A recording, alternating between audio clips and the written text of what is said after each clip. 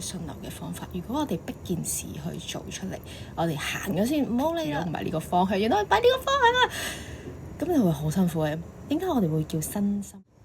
啱靜心嘅時候問咗自己一條問題：點解我會想做身心靈嘅工作？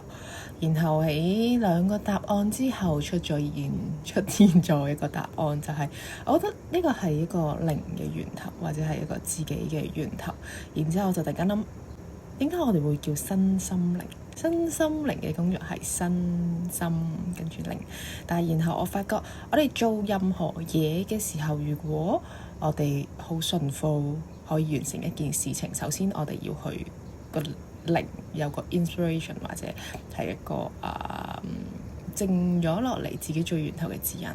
然之後就去到我哋個心，我哋好想做呢件事情，配合到之後，然後再配合我哋嘅行動力去做出嚟。咁所以我會覺得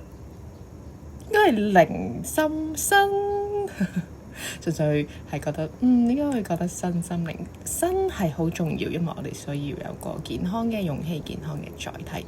但係似乎次序上面我哋需要打開我哋嘅 mindset， 打開接受我哋自己嘅指引，打開我哋嘅管道，或者係就等於我哋想健身或者好大隻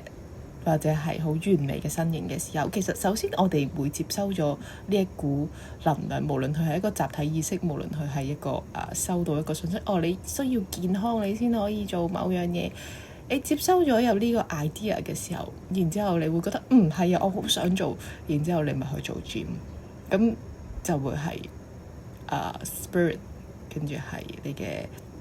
心，跟住再去到你嘅身體，呢個先係我哋可以最順流嘅方法。如果我哋逼件事去做出嚟，我哋行咗先，唔好理啦，但係個心同上面都棘住咗，唔係呢個方向，原來擺呢個方向啦，